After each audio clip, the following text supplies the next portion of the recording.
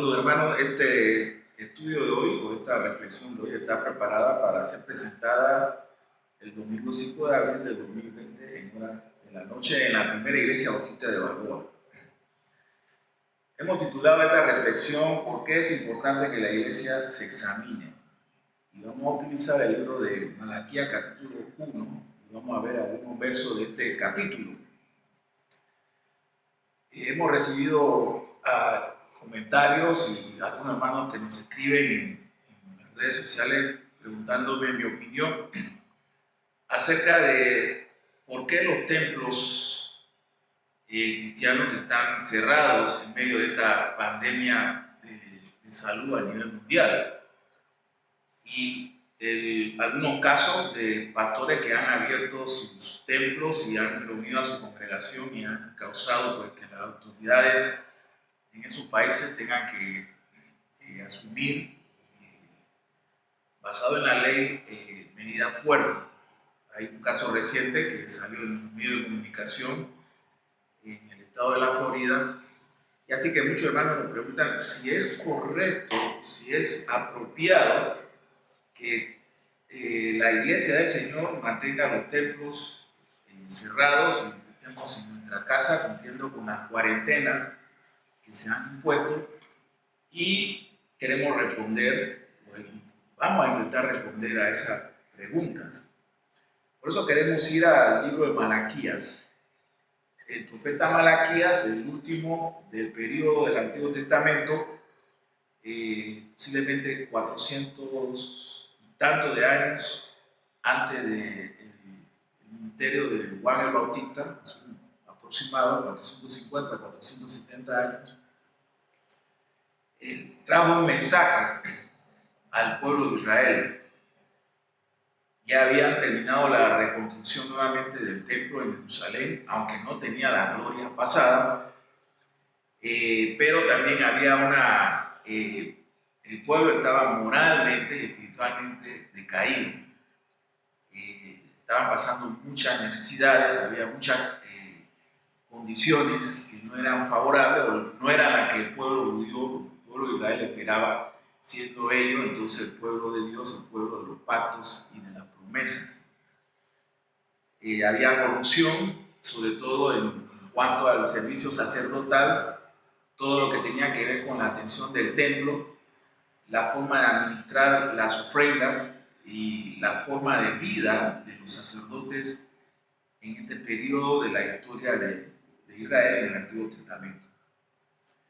Entonces, el profeta procedió a contestarlas y a indicarle que este escepticismo era hipócrita, que esa actitud escéptica o crítica de la nación era realmente una muestra o una nueva manifestación de hipocresía religiosa. Si ellos eran víctimas, les preguntaba Malaquías, de las adversidades que estaban llegando a la nación, y le dice, ustedes son responsables de todo lo que está pasando, a pesar de una falsa piedad que mostraban. Y le decía, sino por causa de su pecaminosidad, o sea que las adversidades no eran a razón de que Dios se había olvidado de ellos, sino que ellos tenían una falsa piedad y mucha pecaminosidad de parte de la nación y sobre todo de parte de quienes servían como sacerdotes. Ellos, los sacerdotes, eran muy irreverentes. Vamos a leer el capítulo 1, verso 6 de Isaías. Dice, el hijo honra al padre y el siervo a su señor. Si pues yo soy padre, ¿dónde está mi honra? Y si soy señor, ¿dónde está mi temor? Dice Jehová de los ejércitos, a vosotros, oh sacerdotes, que menospreciáis mi nombre y decid, ¿en qué hemos menospreciado tu nombre? Así que Malaquías lo confronta. Ellos eran irreverentes y sumamente superficiales en el cumplimiento de sus responsabilidades en el templo. No dirigían bien al pueblo, al cual presentaban ofrendas imperfectas, aún después de haber prometido dar buenas ofrendas, los mismos sacerdotes no daban el ejemplo. Habían problemas de divorcio entre ellos, justificaban los divorcios, sobre todo entre los sacerdotes. En fin, había una decadencia espiritual que se reflejaba en toda la vida de la nación y en toda la vida del servicio de adoración a Dios, incluyendo por supuesto las ofrendas. Ahora, mucho cuidado, porque Isaías no está haciendo un reclamo económico a la nación, como tampoco es el propósito de esta reflexión, hacer un reclamo en cuanto a ofrendas, porque la ofrenda solamente es una parte de nuestra adoración al Señor. Y como no era la intención de Malaquías, no era un reclamo de tipo económico, financiero, tampoco es el nuestro en esta reflexión. Debemos tener mucho cuidado si pensamos que el profeta estaba preocupado solamente por la cantidad de dinero y que esperaba que el pueblo judío ofreciera más a Dios. Era toda su conducta y su falsa religión lo que hacía que se profanara el culto a Jehová. El pueblo de Dios actuaba con menosprecio ante todo lo que representaba el culto verdadero a Dios. Entonces, ante la pregunta que nos hacemos mucho, ¿es la voluntad de Dios entonces que estemos en nuestros hogares cumpliendo con esta cuarentena y que tengamos los templos cristianos cerrados? Bueno, veremos si podemos con la Escritura encontrar la respuesta a esta pregunta.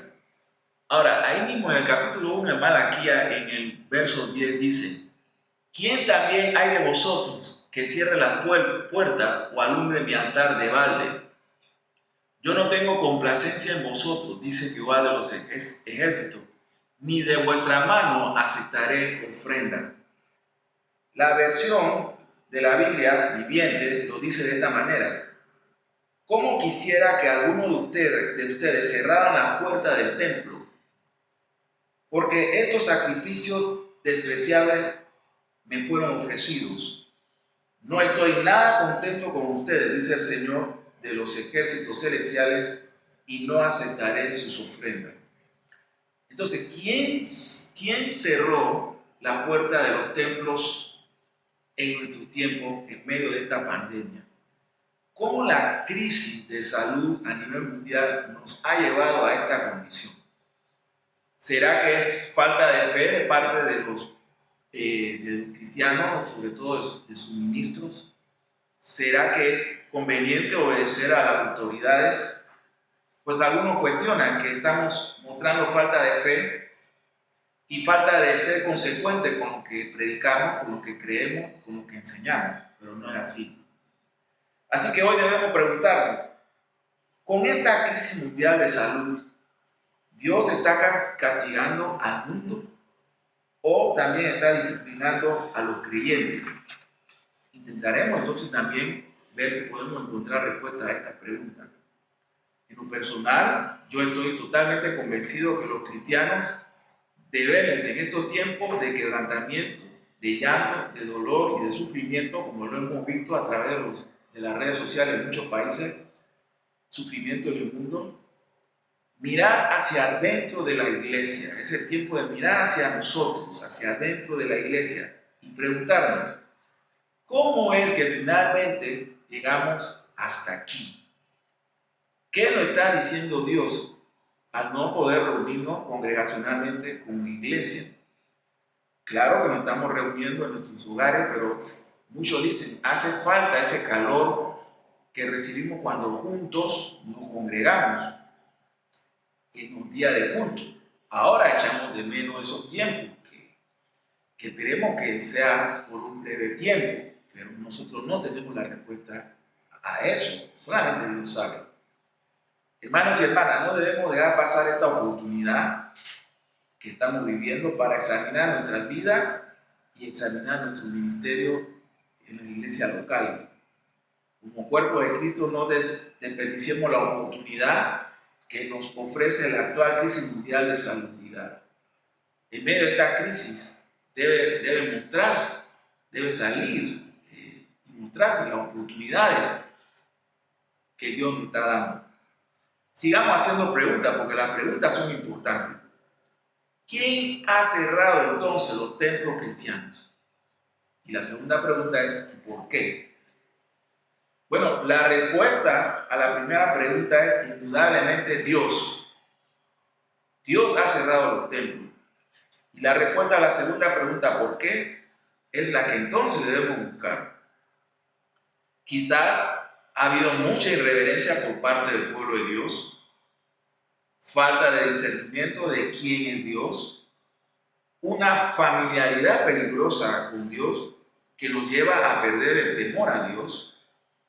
En la traducción de la Biblia viviente, el Señor dice a Malaquías: ¿cómo quisiera que alguno de ustedes cerraran las puertas del templo? Dios, nuestro Dios, a través de la boca del profeta, diciéndole a la nación y sobre todo dirigiéndose a la clase sacerdotal, a los que administraban en el templo, diciendo: ¿cómo quisiera que alguno de ustedes cerraran las puertas del templo?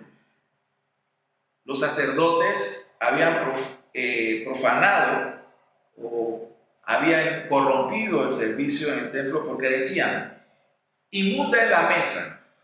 Y cuando decían que su alimento era despreciable, decían: oh, qué fastidio es esto. Y mi desprecio hacia todo lo que tiene que ver con el servicio a Jehová de los ejércitos. Y le traían al Señor Dios Todopoderoso lo hurtado, lo cojo, lo enfermo, y lo presentaban como ofrenda, esperando que Dios lo recibiera. Una total falta de discernimiento de quién era Dios. Una total falta de temor hacia quién era Dios. Y le presentaban cualquier cosa. Como si la demanda de Dios tenía que ver solamente con recibir ofrendas de animales o de algún tipo de cosas de valor, de dinero. A veces pienso que mucha de la comunidad cristiana, mucho del pueblo de Dios en este tiempo, piensa igual. Piensa que darle dinero a Dios o cumplir con las ofrendas o los diezmos, como también se le llama, Dios se siente conforme, no importa cómo vivimos el resto de nuestra vida en la semana.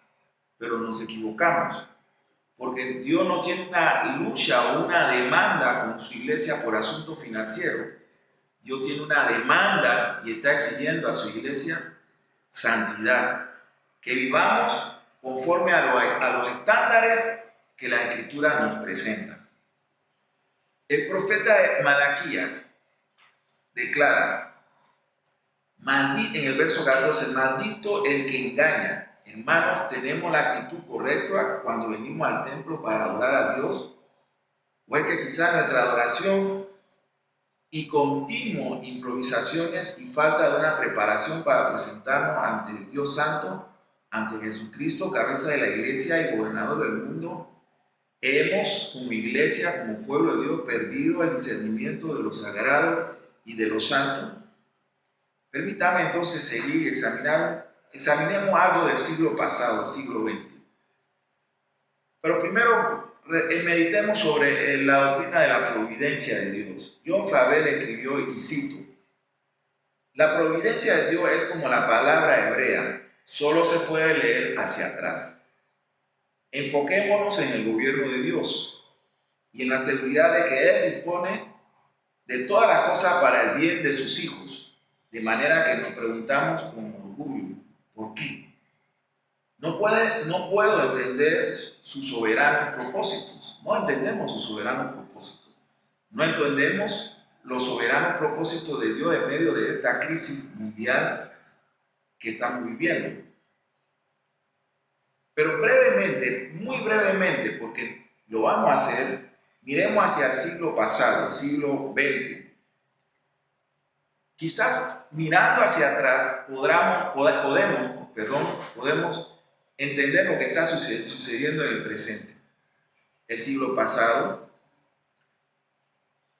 tuvimos la fiebre española con un saldo de 50 millones de muertos entre los años 1918 y 1921. ¿Cómo ha cambiado el mundo después del genocidio armenio ocurrido en 1917? ejecutado por los turcos y que costó la vida a 1,5 millones de seres humanos. ¿Cómo ha cambiado el mundo después de la Primera y Segunda Guerra Mundial con casi 100 millones de muertos entre civiles y militares? ¿Cómo ha cambiado el mundo después de la hambruna provocada por Joseph Stalin en la antigua Unión Soviética en los años 30, donde murieron alrededor de 10 millones de personas? ¿Cómo ha cambiado el mundo después de la hambruna provocada por Mao Zedong en los años 50 y que costó la vida aproximadamente a 30 millones de campesinos chinos? ¿Cómo ha cambiado el mundo luego de la pérdida de millones de personas que han muerto en distintas guerras regionales en Europa Oriental, Irán, Irak, Siria, Líbano, Egipto, Israel, la guerra de Vietnam, la guerra de Camboya, la guerra en Egipto, en la antigua Unión Soviética, luego de la caída del muro de Berlín y la desintegración de la Unión Soviética, la guerra rusa con Afganistán en la década del 80, la matanza de grupos étnicos en la antigua Yugoslavia, Chechenia y demás países de Europa Oriental. ¿Cómo ha cambiado el mundo después de los estragos causados por la bomba atómica en Japón, en Hiroshima y Nagasaki? ¿Cómo ha cambiado el mundo después de los genocidios de Alemania, de la Alemania nazi contra la población judía, el genocidio de Japón contra la población china? ¿Cómo ha cambiado el mundo con las dictaduras militares en América Latina durante los años de la década de los 60, 70, 80, con miles de muertos?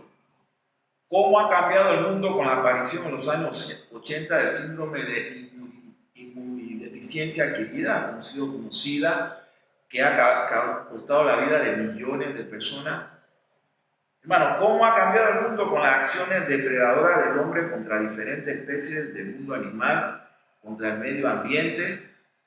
Dios le dio un claro mandato al hombre de ser administrador y de cuidar la creación. Y también en eso hemos fracasado por causa de nuestro pecado. ¿Cómo ha cambiado el mundo que a pesar de todo el avance tecnológico en la ciencia médica, en la ingeniería espacial, la informática y la ciencia económica, aún persisten hambrunas en distintas regiones del mundo, dejando detrás de sí a miles de millones de muertos, principalmente entre niños y mujeres? ¿Cómo de niños y mujeres? Eso y mucho más es lo que ha hecho la humanidad durante el siglo pasado. Nuestras acciones nos acusan ante el trono de Cristo. Pero entonces, ¿cómo iniciamos este tercer milenio, el siglo XXI? Bueno, examinémoslo también. Han pasado solamente 20 años. Recordemos los atentados a las Torres Gemelas en el año 2001, la guerra en Afganistán, Irán y recientemente en Siria y otras naciones árabes, muertos y más muertos, pandemias como el ébola en África, el SARS o H1N1 en China. Hermanos, ¿acaso el mundo se detuvo en su maldad? Bueno, la respuesta es no se ha detenido. Agitaciones sociales con los movimientos feministas, con las excusas de acabar con el patriarcado, terminaron atacando al Dios creador. Los movimientos abortistas que se lanzaron en contra de los niños no nacidos, con el apoyo del más grande abortista de la historia de la humanidad, el expresidente de los Estados Unidos, Barack Obama, porque así va a quedar Barack Obama en la historia de la humanidad, el más grande abortista que ha existido. Agitaciones sociales y miles de inmigrantes en Siria, Europa, África y América Latina. Y luego pensamos que Dios no haría nada. Pensamos que Dios es como nosotros. Dios no intervendría, pero nos equivocamos, porque Dios sí intervino. Y entonces, ¿y la iglesia de Cristo qué? ¿Qué con nosotros? Es cierto, hemos animado en los domingos pasados y en toda oportunidad que hemos tenido, hemos animado a los santos del Señor, a la iglesia, a que no tienen que tener temor, porque el Señor nos guarda. Siempre estamos bajo la sombra protectora del Señor. Él es el dulce pastor de Israel. Él cuida a sus ovejas y ninguna se pierde. Pero, ¿qué podemos aprender en medio de lo que está sucediendo a nivel mundial? ¿Qué podemos aprender nosotros, la iglesia de Cristo? ¿Qué es lo que Dios también quiere mostrarnos a nosotros, su iglesia? En 1 de Pedro, capítulo 4, verso 17, dice: porque es tiempo de que el juicio comience por la casa de Dios. Y si primero comienza por nosotros, pregunta Pedro, ¿cuál será el fin de aquellos que no obedecen al Evangelio de Dios? ¿Cómo afecta la actual pandemia mundial causada por el coronavirus la evangelización del mundo? Ha habido un aumento de los falsos maestros predicando un falso evangelio de la prosperidad. Todo esto es también este tercer milenio. Falsos profetas en América Latina, Estados Unidos, África y Corea del Sur. Alianza con la Roma del Papa. ¿Cuántos pastores y concilios enteros le han dado el beso al anillo del pecador en el Vaticano? Pastores millonarios a causa de sus feligreses. El nombre de Cristo ha sido vituperiado por todos estos ministros en este tercer milenio. Movimientos homosexuales irrumpiendo en los púlpitos de muchas iglesias. Mujeres autoproclamándose empoderadas, paradas detrás de los púlpitos de iglesias llamadas cristianas. Representaciones teatrales o carnavalescas mostrando a un Jesucristo homosexual sufriendo una crisis de identidad, como sucedió en Brasil y ha sucedido en muchas otras partes del mundo. Mujeres reclamando leyes abortistas y gobiernos mundiales aprobando dichas leyes.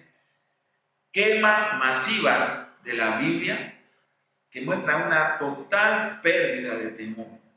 Con todo lo que mencionamos del siglo pasado, siglo XX, y cómo hemos vivido en estos 20 años de este tercer milenio. Miremos lo que la Biblia nos dice en Job capítulo 31 verso 6. Pésame Dios en balanza de justicia y conoceré mi integridad.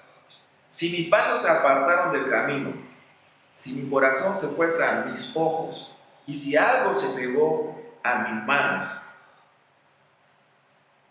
Eso es lo que pregunta Job, y le pide al Señor que lo pese en balanza. El libro de Joel capítulo 2 verso 13 dice: rasgad vuestros corazones y no vuestros vestidos, y convertido a Jehová vuestro Dios, porque misericordioso y clemente es Dios, tardo para la ira y grande misericordia, y que se duele del castigo. ¿Será que Dios está celebrando lo que está pasando en el mundo? Por supuesto que no. Pero tenemos que pedirle a Dios que pese en nuestros corazones, que la iglesia también se mire ella misma en este tiempo. Miramos al mundo y decimos: no, eso es un juicio del Señor a causa de sus pecados y sus rebeliones. Y yo pienso que sí.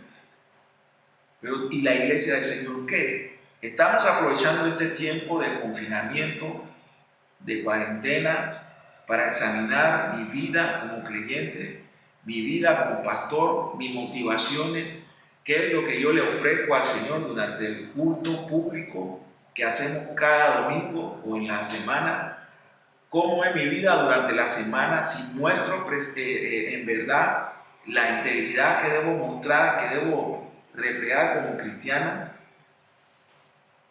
Entonces, permítame resumir esta reflexión. Decimos que somos la iglesia de Cristo, pero en muchas congregaciones hace tiempo que sacamos a nuestro Señor Jesucristo de los ministerios de la iglesia, y lo que se ha es entronizado al hombre. Hay una competencia entre ministros, todos que quieren ser grandes estrellas de los medios masivos de comunicación, de las redes sociales. Nadie quiere quedarse atrás. Hay una competencia para ser el pastor más popular. Y estamos equivocándonos, pensando que Dios no va a intervenir y que Dios no va a disciplinarnos.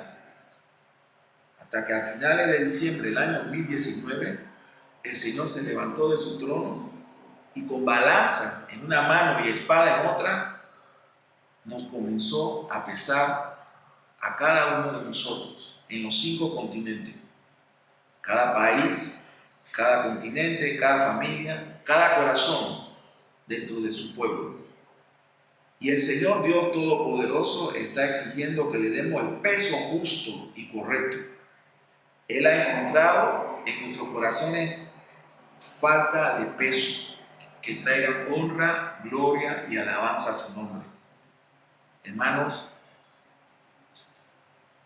por supuesto que no debemos tener miedo, pero debemos aprovechar este confinamiento en nuestros hogares y con nuestra familia y presentarnos delante del Señor, juez soberano, y hablar con Él. No perdamos esta oportunidad que se nos está dando de hacer un alto y de examinarlo todo y retener lo bueno. Esta es una gran oportunidad para la iglesia del Señor en toda parte del mundo de hacer un alto en nuestros agitados ministerios y examinar todo lo que estamos haciendo. Si lo que le estamos ofreciendo a Dios lo honra a Él, si lo que le estamos ofreciendo a Dios es lo que Él está pidiendo de nosotros. Finalmente, Isaías capítulo 1, verso 18, dice el profeta: venid luego, dice Jehová, y estemos a cuenta. Si vuestros pecados fuesen como la grana, como la nieve serán emblanquecidos. Si fueren rojos como el carmesí, vendrán a ser como blanca lana. Y el verso 19 dice: si quisieres y oyeres, comeréis del bien de la tierra. Nuestro Dios es un Dios de paz y nos llama a la paz y a la reconciliación, al mundo, a la reconciliación con Él, a la iglesia, a la fidelidad a Él y al discernimiento en todo lo que hacemos para Él. Que no haya hipocresía ni falsedad en nuestras vidas. Que cuando Dios nos mire, encuentre a un pueblo santo que le es leal, que le es fiel y que tiene temor santo. Dejemos esa familiaridad con Dios, porque no podemos buscar la disciplina del Señor. Oremos, por favor. Padre, en el nombre de nuestro Señor Jesucristo, en esta hora, Señor, te damos gracias por la fuerza que nos das. Oramos por un mundo, Señor, confundido a causa de su pecado y que sufre, Señor, porque las consecuencias de sus pecados los están alcanzando. Pero oramos, Señor, por tu iglesia en toda parte del mundo. Te pedimos, Señor, que nos ayude en este tiempo a examinarnos a nosotros mismos, a ver si somos de la fe que es en Cristo Jesús. Gracias, Señor, por todo. Amén.